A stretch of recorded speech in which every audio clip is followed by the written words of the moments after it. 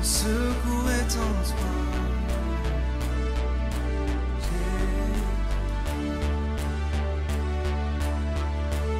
Si la lune me glace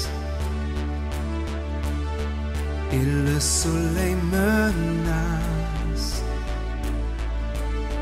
Créateur des étoiles, mon secours est en toi. Si mes larmes ruissellent et que mon pas chancelle, Créateur de la terre, mon secours est en toi.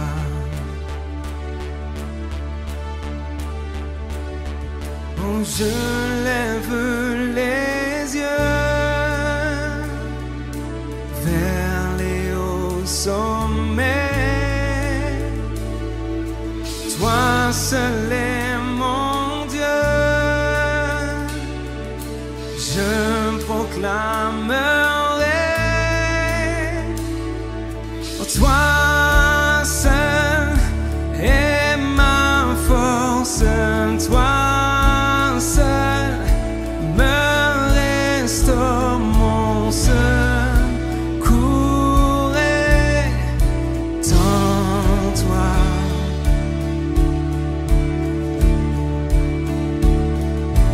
Toujours tu me portes, jamais tu ne dors, mon secours est en toi. Oh, mon secours est en toi. Si la peur m'envahit et mon âme chavire, Créateur de la vie, oh, mon secours est en toi. Chante-le. Oh, je lève les yeux vers les hauts sommets. Oh oui, toi seul est mon Dieu. Je proclamerai, je proclamerai. Toi seul, toi seul est ma force, toi seul me restaure, mon secours est en toi. Toujours tu me portes, déclare-le. Toujours tu me portes, jamais tu ne dors, mon secours est en toi. Oh, oh. Mon secours est en toi, Jésus. Je ne crains rien, car tu es près de moi. Oh, oh, oh. Chante la victoire de Christ. Ta victoire, mon espoir, ton chemin, mon destin, ton salut, mon refuge, tout est en toi. Ta victoire, mon espoir, ton chemin, mon destin, ton salut, mon refuge, tout est en toi. Oh, oh, tout est en toi.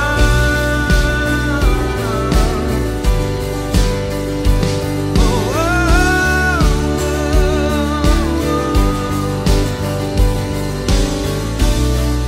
Hey. Chantons-le. Oh, ta victoire, mon espoir, ton chemin, mon destin, ton salut, mon refuge.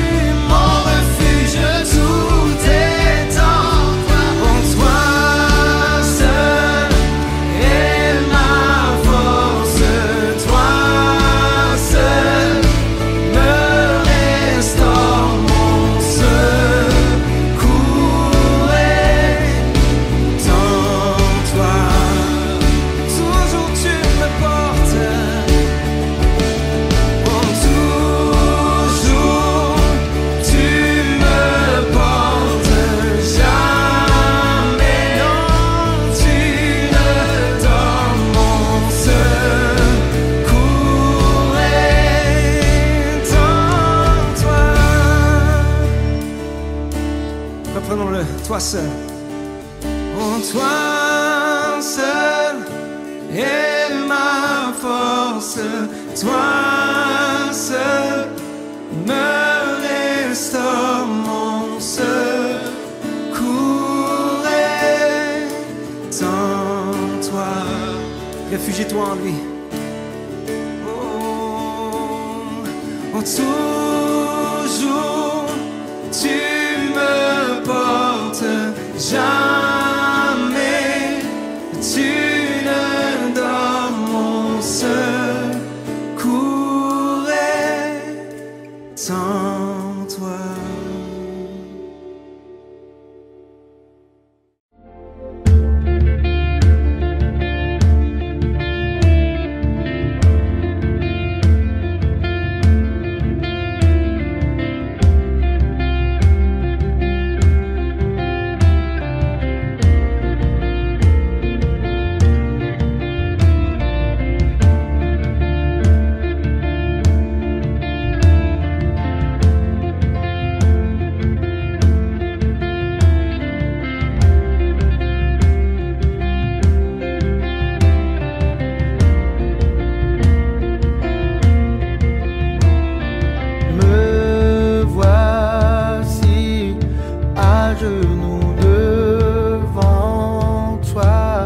J'abandonne tout, j'abandonne tout.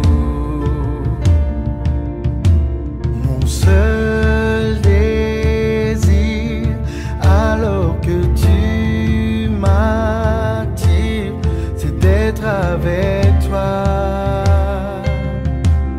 c'est d'être avec toi.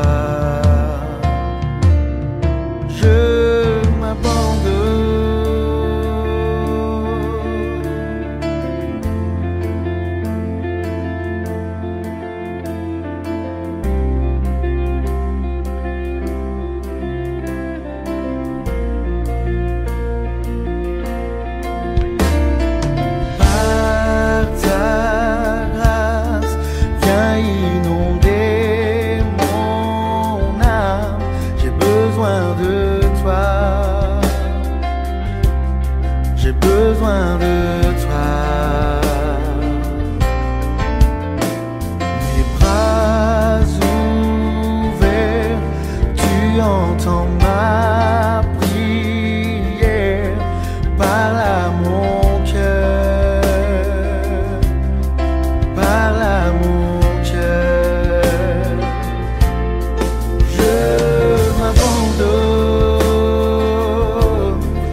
Je m'abandonne, je veux te connaître plus, je veux te connaître plus. Je m'abandonne,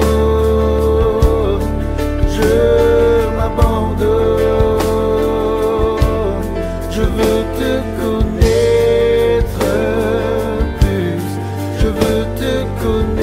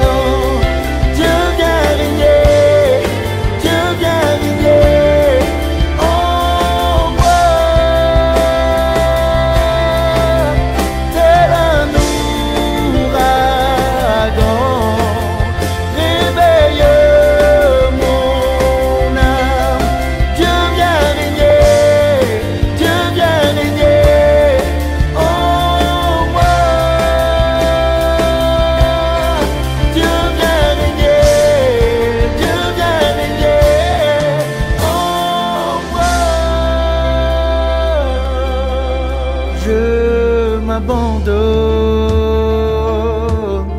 je m'abandonne. Je veux te connaître plus, je veux te connaître plus. Je m'abandonne, je m'abandonne. Je veux te connaître plus, je veux te connaître plus.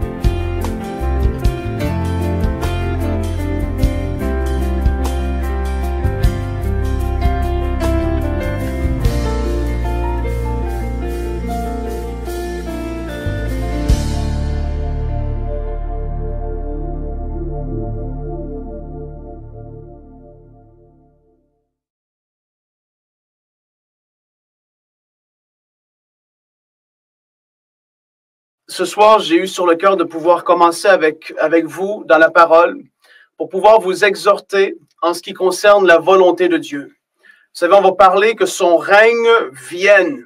C'est ce qu'on veut. C'est ce qu'on veut voir dans chacune de nos vies. C'est ce qu'on veut voir dans nos pays, dans nos provinces, dans nos villes, dans nos églises. On veut voir le règne de Dieu descendre parmi nous. C'est ce que nous voulons chacun de nous. Et puis, pour pouvoir se mettre dans la foi, et en accord avec ce que Dieu veut faire, nous devons connaître sa volonté. Quelle est sa volonté pour nos vies? Sa volonté générale, la volonté spécifique de Dieu. Et c'est très important de pouvoir discerner ces choses. Donc ce soir, ce que je veux faire avec vous, avant de pouvoir prier avec vous, avant de pouvoir vous exhorter dans une certaine direction, je veux que nous puissions aller dans la parole de Dieu. Parce que vous le savez très, très, très bien, la foi vient de ce qu'on entend et ce qu'on entend vient de où? De la parole de Dieu. Et donc, ce soir, nous allons aller dans la parole et on va commencer ensemble dans Colossiens, chapitre 1 et le verset 9 pour commencer. C'est un passage très puissant, Colossiens, chapitre 1, à partir du verset 9.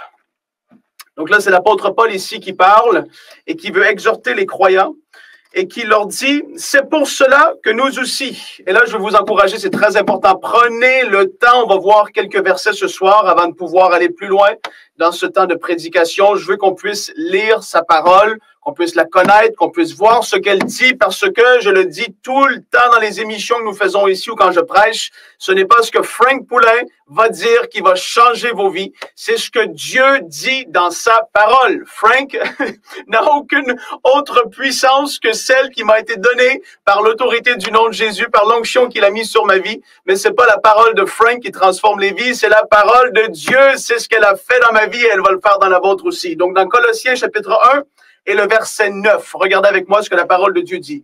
C'est pour cela que nous aussi, depuis le jour où nous en avons été informés, nous ne cessons de prier Dieu pour vous et de demander, regardez bien, et de demander que vous soyez remplis de la connaissance de sa volonté en toute sagesse et intelligence spirituelle. Ça, c'est ce que l'apôtre Paul priait pour les gens de la ville de Colosse. Il leur disait, nous ne cessons de prier, de demander que vous soyez remplis de la connaissance et de sa volonté en toute sagesse et intelligence spirituelle pour marcher d'une manière digne du Seigneur et lui être entièrement agréable, portant des fruits en toutes sortes de bonnes œuvres et croissant par la connaissance de Dieu.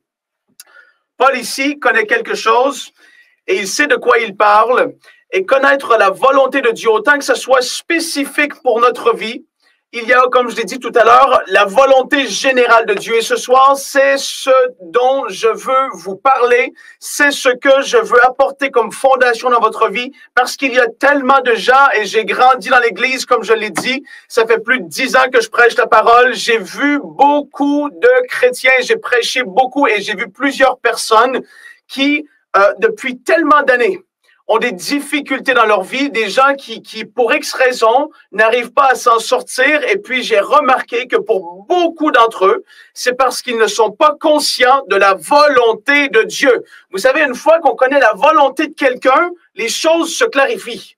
Les choses deviennent compréhensibles. Les choses, on se pose plus de questions.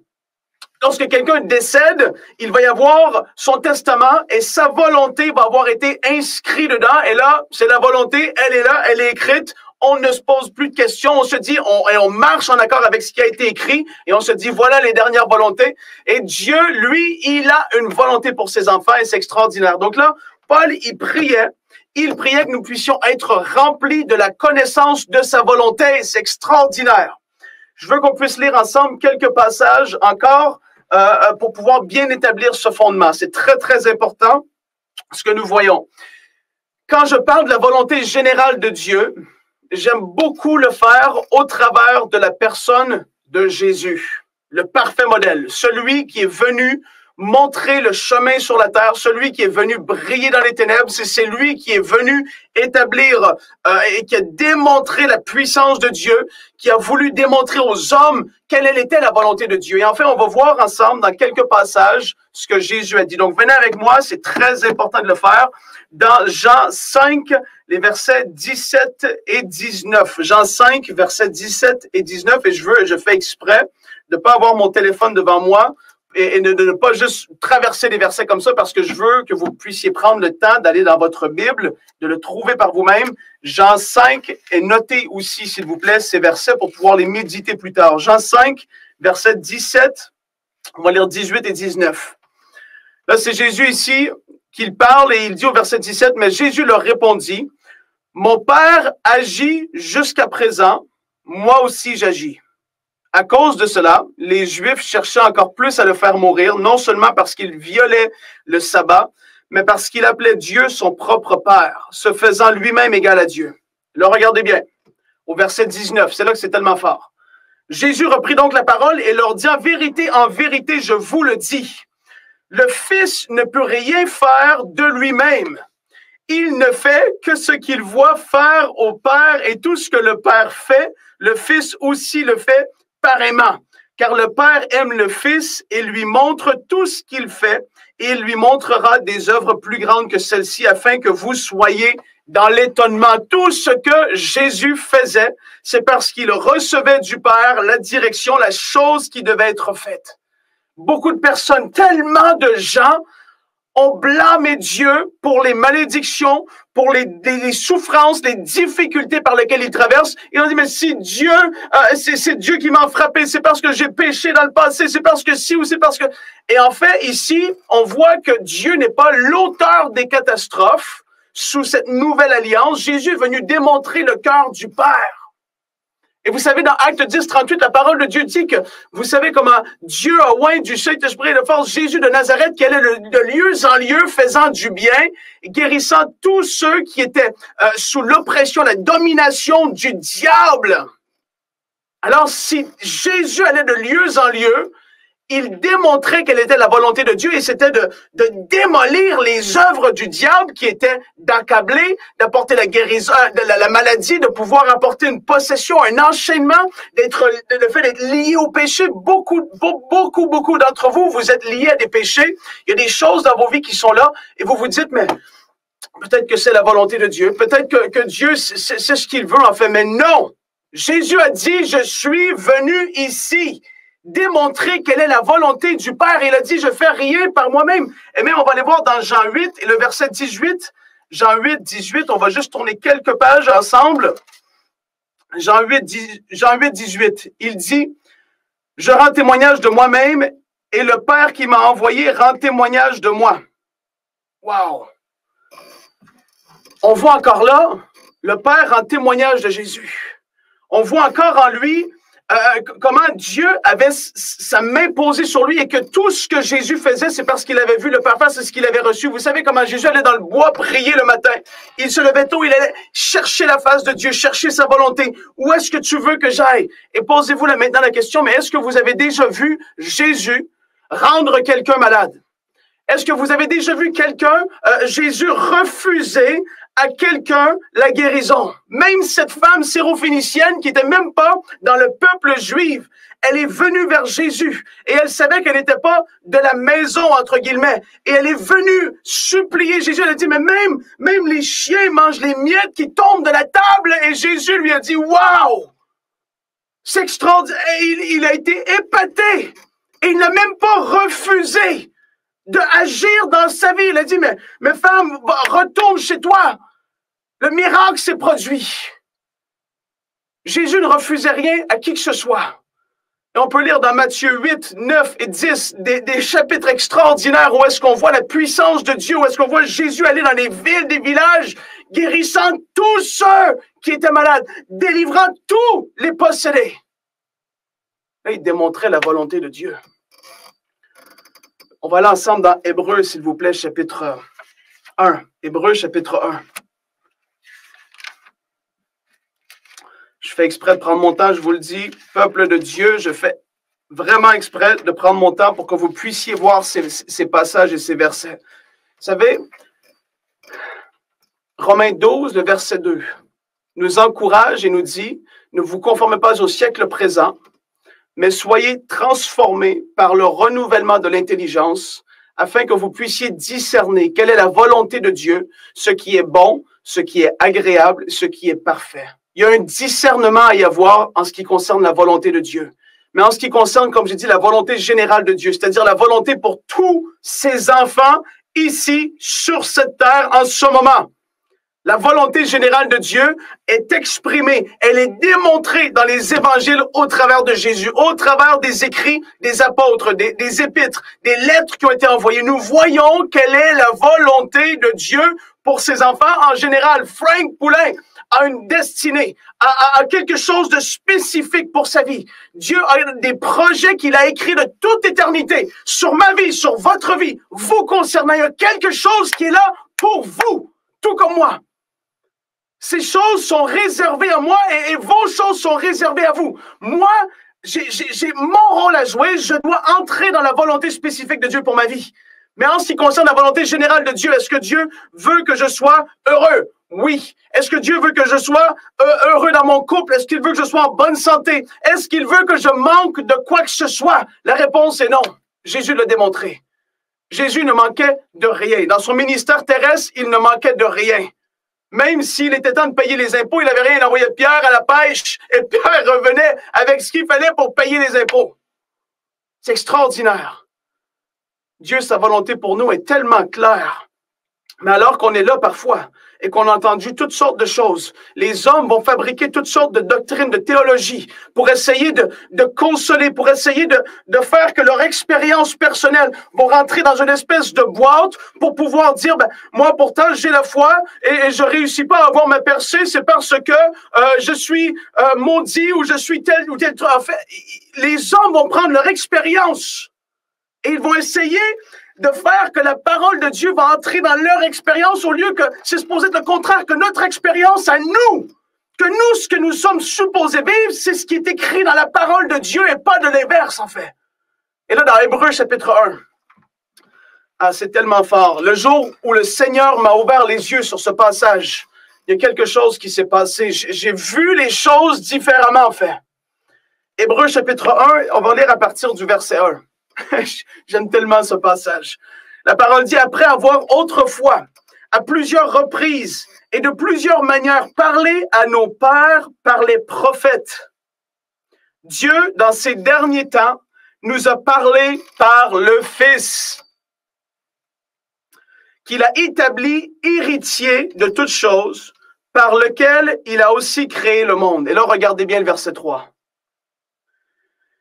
Et qui, étant le reflet de sa gloire et l'empreinte de sa personne, et soutenant toutes choses par sa parole puissante, a fait la purification des péchés et s'est assis à la droite de la majesté divine dans les lieux célestes. Regardez qu'est-ce que ça dit au début du verset 3, en parlant de Jésus. Il est le reflet de la gloire de Dieu, du Père, et l'empreinte de sa personne. Et là, on va aller voir ensemble dans Colossiens, s'il vous plaît. Colossiens,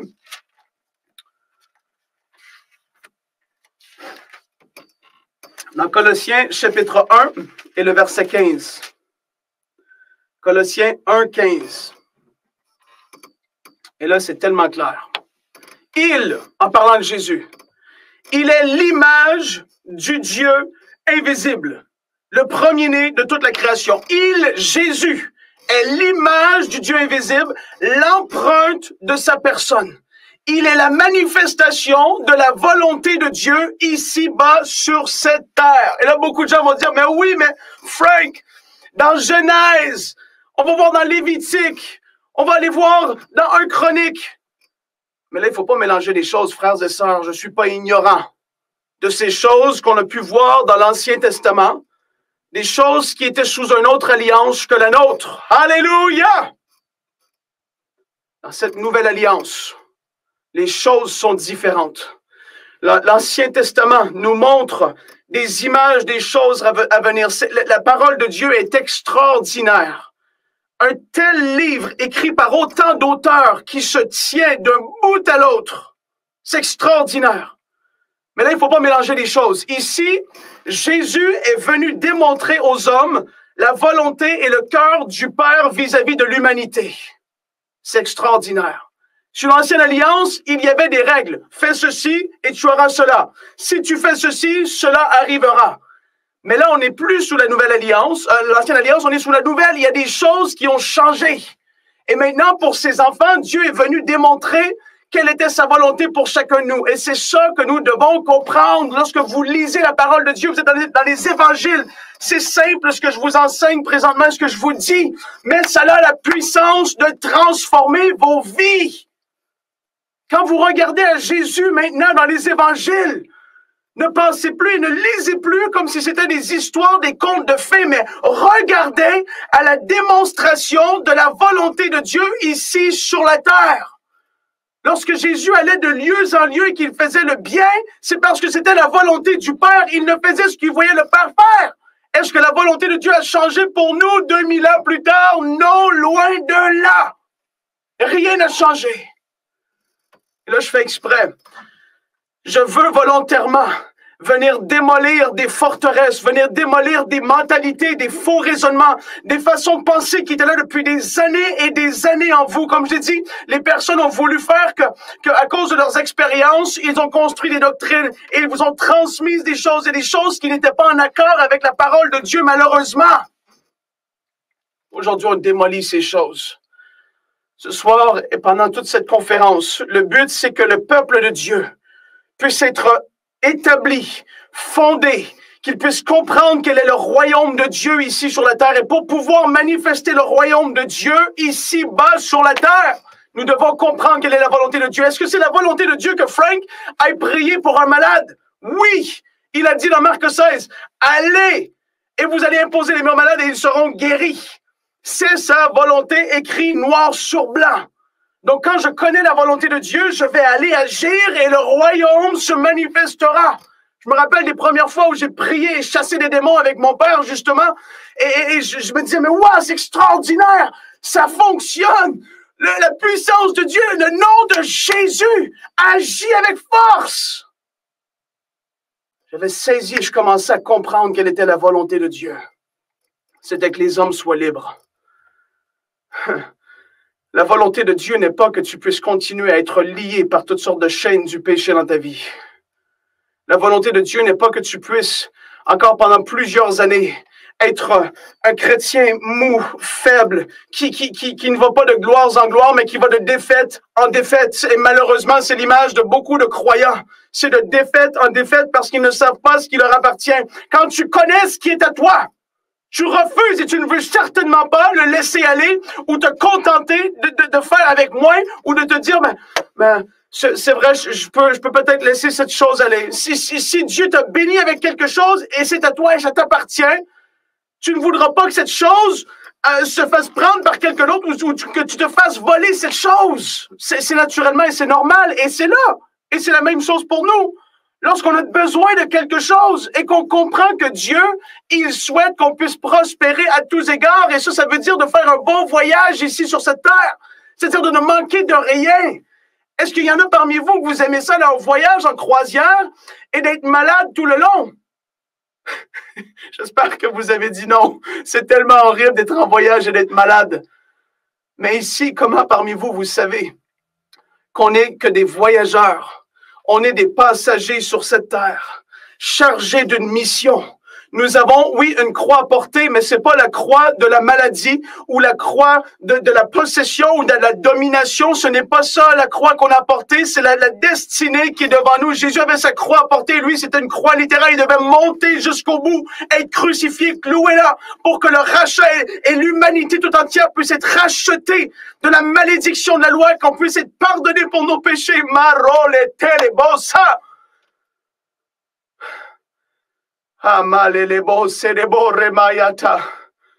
Seigneur, je te remercie parce que tu agis en ce moment. Tu renverses les forteresses.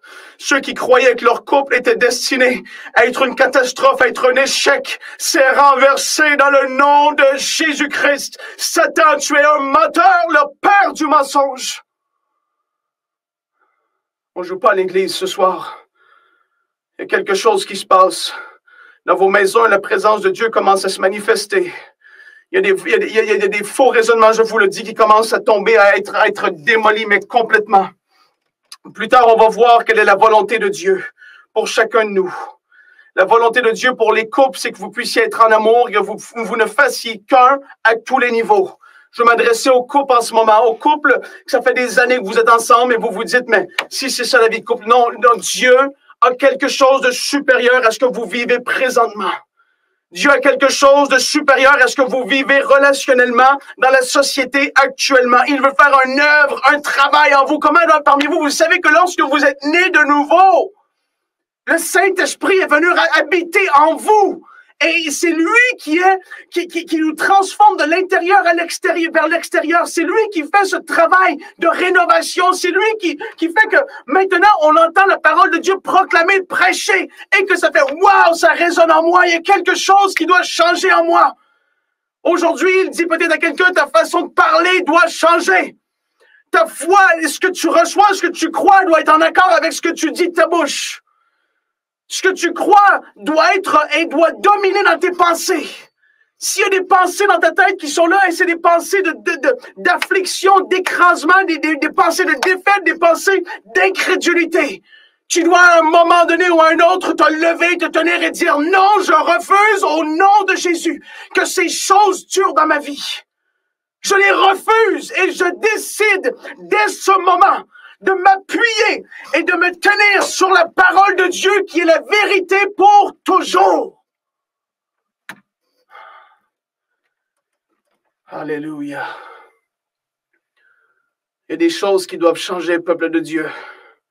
On veut voir le royaume de Dieu descendre dans nos vies, mais on n'est même pas capable de fléchir le genou lorsqu'il vient frapper à la porte et qu'il veut nous dire, mais Frank, combien de fois est-ce qu'il le fait pour moi? Là, je vous parle de mon cœur.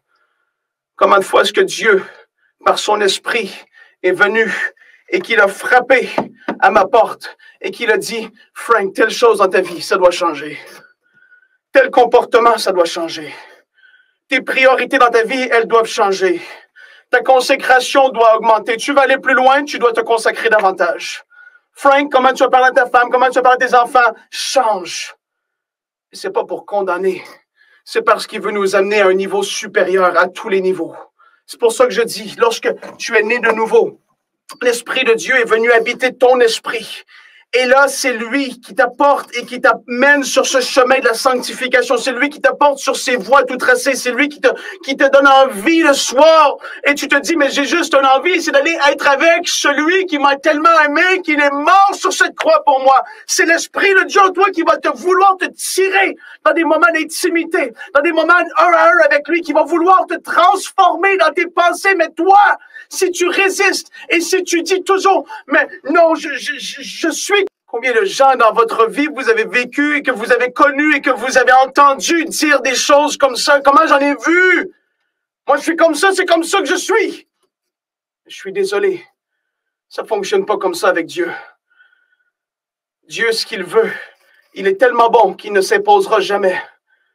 Mais il veut qu'on puisse se laisser faire, se laisser modeler. Il veut qu'on puisse être façonné. Il veut nous amener à la même image que Jésus. C'est pour ça que 2 Corinthiens 3, 18 le dit que nous tous, le visage découvert, Lorsqu'on est né de nouveau, le voile est tombé. Nous sommes là dans sa présence. Nous contemplons avec le visage découvert la gloire du Seigneur. Nous sommes transformés en la même image de gloire en gloire. Et si ça fait à peu près 10 ans que tu n'as pas été transformé au niveau de tes pensées, c'est qu'il y a un problème, mon frère, ma soeur. Si je pourrais, j'aurais un panneau sur moi qui dirait en construction, en rénovation. Mais Frank, tu prêches la parole, mais ça ne veut pas dire que j'ai atteint le niveau de Jésus. Au niveau de mes pensées, j'ai continuellement besoin d'être renouvelé. Au niveau de ma foi, il veut que ma foi passe à un niveau supérieur. Et parfois, il y a des épreuves qui sont là dans nos vies. Et c'est pas parce que on doit être accablé par ces choses, mais on doit les voir comme étant des tremplins pour aller à un autre niveau. Et c'est pas parce que Dieu voulait que vous, ou votre enfant, ou votre mari, ou votre femme soyez malade. Mais là, on doit voir et changer notre perspective sur ces choses. Et on doit se dire, mais non, cette chose est là. Que ce soit naturel ou spirituel, parce qu'il y a des choses parfois qui sont naturelles. Beaucoup de gens qui vont trop spiritualiser les choses. Donc, pas c'est spirituel, il y a un démon qui doit être chassé, il y a quelque chose qui doit être brisé, il y a une autorité qui doit être prise. Mais on doit voir ces choses, ces défis qui sont là, comme étant un tremplin pour aller à un nouveau niveau de foi et de voir le royaume de Dieu se manifester sur la terre. Quand on voit des personnes qui se sont données au Seigneur hier lors de ce live à EMCI, on se dit, mais c'est extraordinaire. Des nouvelles personnes sont rentrées dans le royaume de Dieu. Ils vont avoir l'opportunité, la chance de pouvoir vivre cette transformation. Aujourd'hui, peut-être dans votre vie de consécration, vous vous dites, je dois aller plus loin. Il y en a beaucoup qui sont des fans, qui sont des personnes qui cherchent juste à écouter tel prédicateur. Et ils sont bénis, et puis ils deviennent des moutons et des brebis très grasses. Qui ne font aucune activité, qui ne font rien spirituellement. Ils ne font que recevoir et ils deviennent une espèce d'encyclopédie intellectuelle des choses bibliques. Mais autrement dit, ils ne vivent pas ce qu'ils reçoivent. Je pourrais vous enseigner sur les dons spirituels aujourd'hui, mais si ce que vous recevez, vous n'appliquez pas ces choses, vous n'allez pas voir le royaume de Dieu s'établir et se manifester. C'est pour ça que je reviens à ça. La volonté de Dieu, on doit la connaître. Une fois qu'on connaît la volonté générale de Dieu, on ne va pas se satisfaire de ce qu'on vit actuellement, on va se fâcher et on va se dire, mais non, je suis appelé à quelque chose de supérieur à cette chose que je vis actuellement. Et là, à un moment donné, tu vas te dire, mais c'est vrai, j'ai appris que j'ai l'autorité du nom de Jésus. Je peux prendre autorité en son nom et voir des choses se passer. Et là, tu vas non seulement avoir la connaissance intellectuelle ou spirituelle, mais là, tu vas commencer à appliquer ces choses. Et en appliquant ces choses, tu vas voir la main de Dieu agir comme jamais auparavant. Tu vas voir que Dieu est fidèle, qu'il est bon. Et que tout ce qu'il a dit dans sa parole, c'est la vérité. De plus en plus que j'avance, de plus en plus que je me dis, mais personne ne peut me faire douter de la bonté, de l'existence, de la grandeur de Dieu. Je commence à en avoir trop vu. Et j'imagine pas, Pasteur Pierre, Pasteur Donato, ça fait tellement plus longtemps que moi qui prêche. Et on a vu la main de Dieu agir. Et on a vu des miracles financiers, des miracles physiques, des miracles à tous les niveaux s'opérer. On a vu la transformation de l'Esprit de Dieu en nous qui veut nous amener à la même image que Jésus, à marquer dans la même stature que Jésus. On a vécu ces choses. Et aujourd'hui, on peut se dire, mais gloire à Dieu. Gloire à Dieu. Et j'ai même pas terminé d'avancer sur ce chemin. Vous savez, Billy Graham, l'évangéliste, dit à la fin de sa vie, s'il y aurait une chose que j'aurais dû faire, si j'aurais eu plus de temps, si j'aurais su ce que je connais aujourd'hui, si j'avais su ce que je connais aujourd'hui, je me serais enfermé davantage dans ma chambre secrète avec le Seigneur. J'aurais dit non à des invitations, à des repas présidentiels. J'aurais dit non à ces gens parce que je veux et je désire de plus en plus de tout mon cœur ressembler à la personne de Jésus.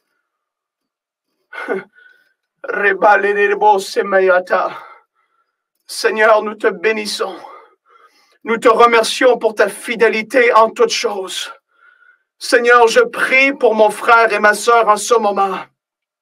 Je désire une chose, c'est que leurs yeux, les yeux de leur cœur s'illuminent. Et comme l'apôtre Paul le dit, qu'ils puissent comprendre quelle est la grandeur, l'immensité des choses que tu en réserves pour ceux qui t'aiment, pour ceux qui t'ont connu, pour ceux qui sont co-héritiers. Je prie que tu illumines les yeux de leur cœur et que ça n'arrête d'être simplement intellectuel, mais je prie qu'ils soient poussés à une nouvelle dimension, qu'ils vivent les choses du royaume. Père, je veux vivre davantage les choses du royaume. Si c'est le cri de ton cœur aujourd'hui, commence à lui demander. Commence à prier, commence à dire, mais Seigneur, je veux vivre plus. Je veux vivre davantage avec toi. Je veux voir ce qui est écrit dans ta parole. Je veux faire ce que les apôtres ont fait. C'est pas réservé à une autre dimension d'homme de Dieu. Vous savez, il y avait Étienne qui était un simple diacre qui a entré dans le ministère en faisant des miracles extraordinaires parce que Dieu était avec lui, parce qu'il avait eu foi en Dieu, parce qu'il avait été stimulé dans une atmosphère de réveil. Il avait vu les apôtres agir, il avait vu la main de Dieu se manifester sur la terre. Et il a dit, ben ça c'est pour moi aussi. Je ne vais pas me contenter de servir table malgré que ce soit honorable, malgré que ce soit bien, malgré que ce soit la saison dans laquelle je me trouve. Ne vous trompez pas de la saison dans laquelle vous vous trouvez. Mais aspirez à plus. Combien de temps j'ai été ici à EMC, derrière les caméras, quand Pasteur Pierre, Pasteur Donato venait, je les filmais. Mais ça n'a pas empêché que j'ai servi Dieu à mon église locale, dans des réunions de jeunesse, dans des conférences. Je prêchais, je cherchais la face de Dieu. Parce que j'avais soif de vivre plus. Quand on connaît la volonté de Dieu et qu'est-ce qui est ouvert à nous tous, croyants sur cette terre, les choses changent. Aujourd'hui, c'est un appel que je vous fais. L'appel de désirer vivre plus avec Dieu. L'appel de faire partie de cette génération qui se lève en ce moment, dans cette église de la fin. Aujourd'hui, je vous encourage et je ne vous fais aucunement peur par ce que je vais dire. Mais si aujourd'hui l'enlèvement arriverait dans 1 an, dans 2 ans, dans 3 ans, est-ce que vous auriez à rougir devant le roi de gloire? L'apôtre Paul a écrit à son fils spirituel, Timothée, il a dit, efforce-toi, efforce-toi. C'est-à-dire qu'il y a quelque chose que nous devons faire. Efforce-toi de te présenter devant Dieu comme un homme éprouvé, un ouvrier qui dispense droitement la parole de la vérité, la parole de Dieu. Il ne voulait pas avoir à rougir devant son maître. Dieu est bon, Dieu nous aime, Dieu est miséricordieux, Dieu est rempli de grâce, rempli d'amour, rempli de compassion. Mais Dieu nous appelle à vivre plus que ce que nous vivons actuellement.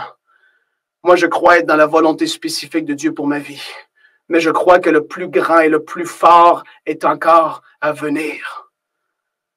Les rêves que j'ai faits, les songes que Dieu m'a donnés, où est-ce que je vais vivre le réveil dans des églises locales, dans la francophonie, dans des conférences de gloire, où est-ce que je vais voir sa puissance agir plus que jamais je ne l'ai vu jusqu'à présent. Ces choses-là sont devant moi. J'appelle ces choses à l'existence au nom de Jésus-Christ. Je refuse de rester où je suis. Je refuse de continuer ici. Aujourd'hui, ça peut être le décret de votre bouche. Je refuse de rester là où je suis.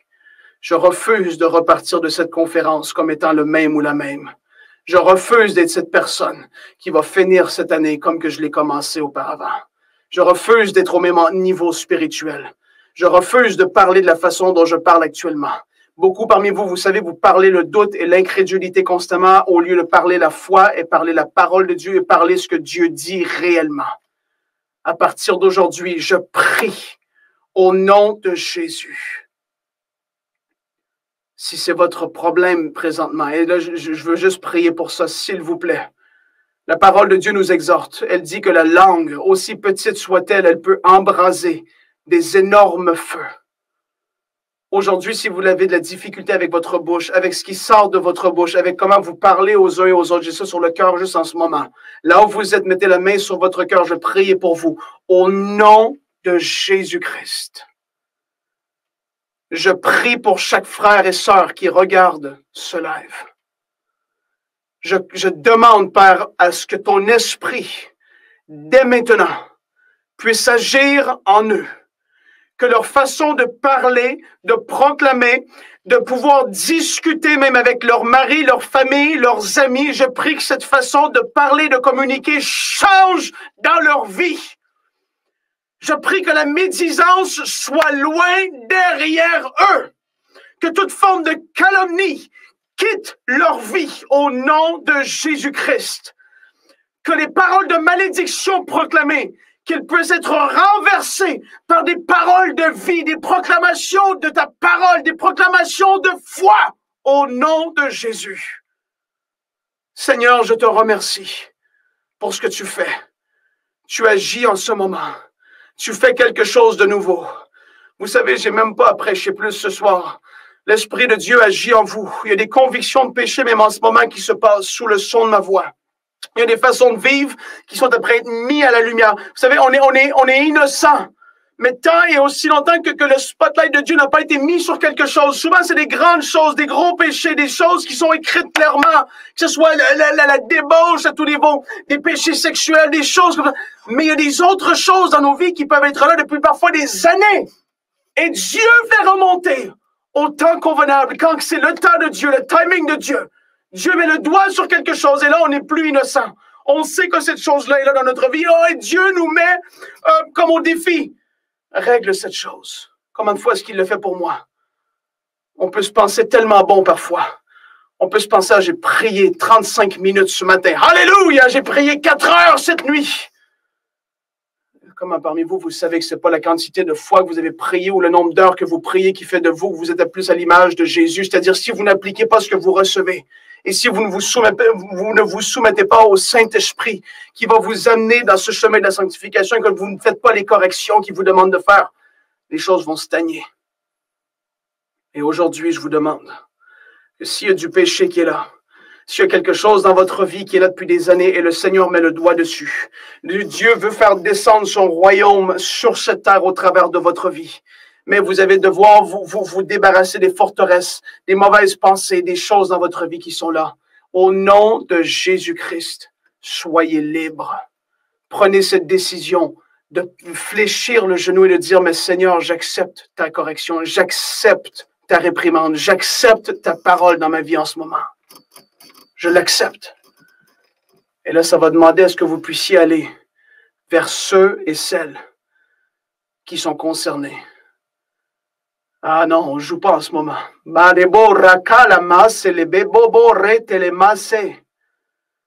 a des couples qui vont être réconciliés. Il y a des personnes que vous avez volées à votre travail. Et le Seigneur vous le met maintenant, comme votre conscience vous reprend. Le diable va venir accuser et condamner. L'Esprit de Dieu va convaincre de péché. Et il y a des choses que vous devez remettre. Il y a des choses que vous devez ramener. Il y en a d'autres parmi vous, vous avez commis des choses hors du couple que vous n'auriez pas dû faire. Et là, le Seigneur demande à ce qu'il y ait la vérité qui soit amenée à la lumière. Parfois, on se dit, mais comment est-ce que je peux aller à mon travail dire que j'ai volé ces choses? Ça semble coûter, mais ça va toujours payer. Ça semble coûter, mais ça va toujours payer. Seigneur, ta volonté générale est tellement explicite. Je veux te remercier pour ce que tu as dit dans ta parole. Jésus, je te remercie de ce que tu nous as montré l'exemple, de ce que tu nous as démontré la volonté du Père. Et maintenant, il n'y a aucun doute en ce qui concerne la volonté générale de Dieu. Peuple de Dieu, soyez bénis.